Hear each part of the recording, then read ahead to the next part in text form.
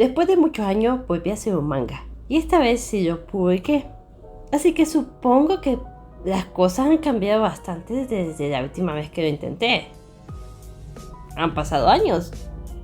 Así que supongo que para estas alturas Latinoamérica ya tiene una industria sólida para los creadores de manga. ¿Verdad? ¿No? ¿No la tiene? Pero incluso si hablamos de historietas en general, la situación sigue siendo complicada. Y sí, ya es difícil para la historieta, el manga lo tiene todavía más difícil. Y siendo sincera, debe un poco darse cuenta de eso. Porque después de tantos años, uno esperaría que ya existiera una industria más sólida para este tipo de proyectos. Pero la realidad es que todavía estamos bastante lejos de eso. Y uno pensaría que todo un continente ya tendría una industria. Bueno, a excepción de uno de esos países. Sí, estoy hablando de Estados Unidos y el cómic. Sí, entendieron. Pero antes de responder realmente esa pregunta, quiero contarles algo. Cuando estaba en el colegio me apasionaba muchísimo el manga, el anime en general. Antes de seguir, una disculpa, ando un poco enferma todavía, espero me entiendan bien, espera. Sigamos. De hecho, todavía conservo algunas páginas que dibujé en aquella época, que por cierto lo perdí y no lo encuentro, así que no puedo mostrarlo. Y si lo encuentro algún día, lo mostraré, no se preocupen. Nunca terminé la historia, pero aún la guardo porque fueron de mis primeros intentos de crear algo propio.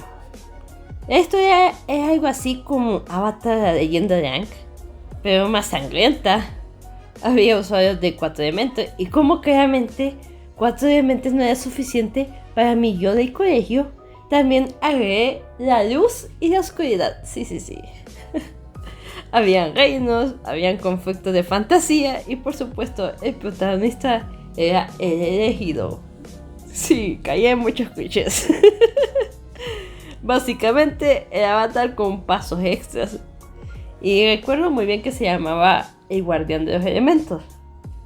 El nombre tenía sentido tanto para la historia como por la inspiración en el origen de los guardianes. Que en ese momento me gustaba mucho esa película. No era el nombre más original del mundo, pero para mí era perfecto, podríamos decirlo.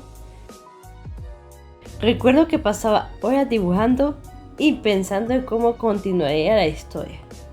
Viéndolo ahora me da bastante risa porque los dibujos no eran precisamente los mejores. Pero en ese momento estaba completamente emocionada con la idea de crear mi propia historieta, ya saben. Después de eso, la vida siguió y poco a poco me fui alejando del manga. Más adelante tuve una etapa donde hacía animaciones de Final Fantasy para YouTube. Sí, ese es mi oscuro pasado, por decirlo así. Y para rematar, terminé perdiendo el canal. Todavía me duele. Así que ni siquiera puedo enseñarlo. Probablemente sea lo mejor para mi dignidad, la verdad. Con el tiempo dejé de dibujar tanto como antes. No porque dejara de gustarme, sino porque empecé a hacerme una pregunta que muchos artistas se hacen tarde o temprano. Si realmente vale la pena seguir creando historias, y durante varios años me alejé bastante del arte. Pero las historias nunca desaparecieron. Aunque no estuviera dibujando, seguía imaginando personajes, mundos y situaciones. Una de esas ideas terminaron convirtiéndose en Psycho Distortion. Al principio Psycho Distortion era bastante diferente, mucho más psicológico, más reflexivo y bastante más pesado. Es decir, mucho texto.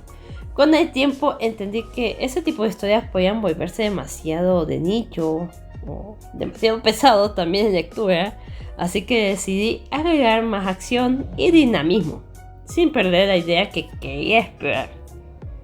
Pero hay algo que sí mantuve. No me gusta explicarlo todo desde el principio, prefiero dejar pistas, detalles pequeños, cosas ocultas, elementos que permiten teorizar. Y sé que eso no siempre es popular, o sí, a veces sí. A veces siento que muchas personas prefieren historias que les expliquen todo de inmediato o que sea muy fácil de comprender. Y no tienen nada de malo, simplemente es otra forma de consumir historias o de contarlas. Pero personalmente sigo prefiriendo las historias donde tienen que unir las piezas. Que por cierto, aunque se siente raro decirlo, también tengo que agradecer algo a mi ex. Porque gracias a una conversación de hace años terminó saliendo el nombre de Psycho Distortion. Sí, suena raro agradecerle algo a un ex, pero créditos hay que darlos, hay que corresponde.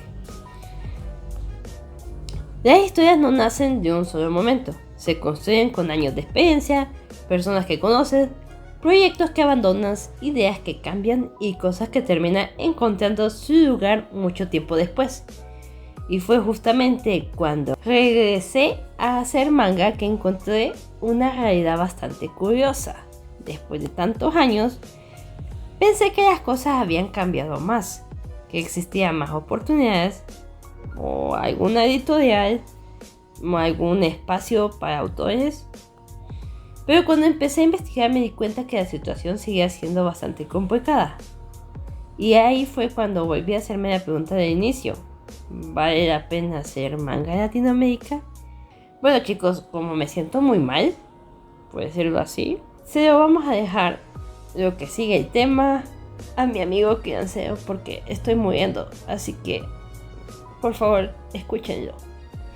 Créanme, de aquí viene a responder la pregunta que acabo de hacer. ¿Vale la pena hacer manga en Latinoamérica? Y la respuesta más honesta que te puedo dar es sí y no. Si tu objetivo es vivir exclusivamente del manga, la realidad es bastante dura.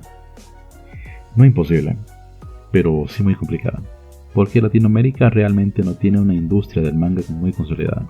La mayoría de los autores trabajan prácticamente solos. Escriben, dibujan, editan, publican y promocionan. Y cruzan los dedos para que el algoritmo tenga misericordia. Y aunque me gustaría decir que el problema termina ahí, la verdad es que no. Porque también existe otro obstáculo. Muchas veces ni siquiera es un problema de talento. Es un problema de percepción. Hay personas que leen manga japonés sin ningún problema.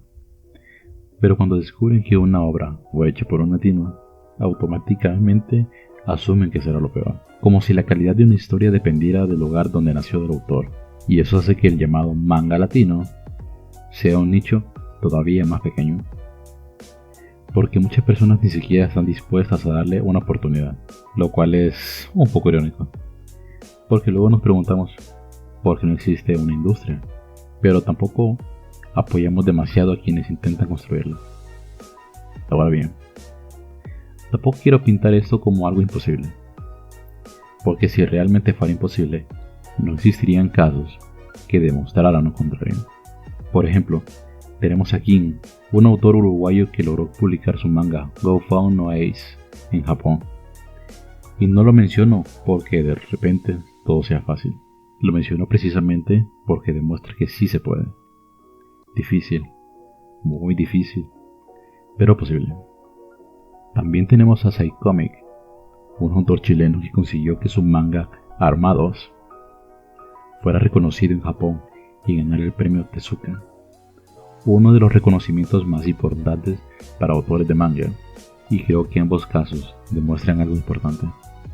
El problema nunca ha sido la falta de talento, porque talento existe, lo que muchas veces falta son oportunidades, visibilidad y una industria capaz de apoyar a los creadores.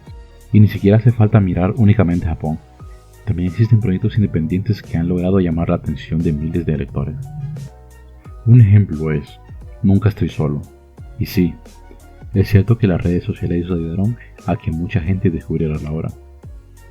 Pero reducir todo su éxito al algoritmo sería bastante injusto.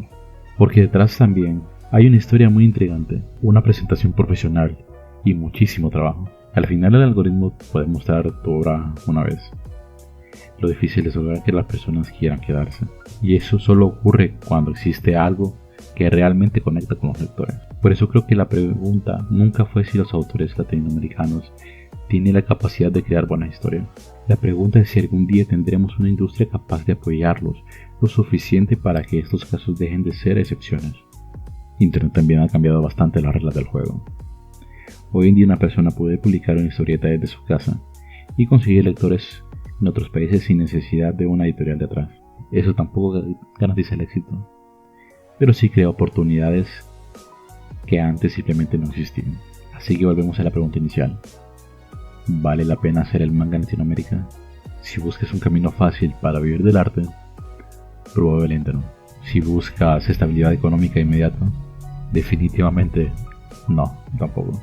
Pero si tienes una historia que realmente quieres contar, entonces sí. Porque ninguna industria aparece de la nada.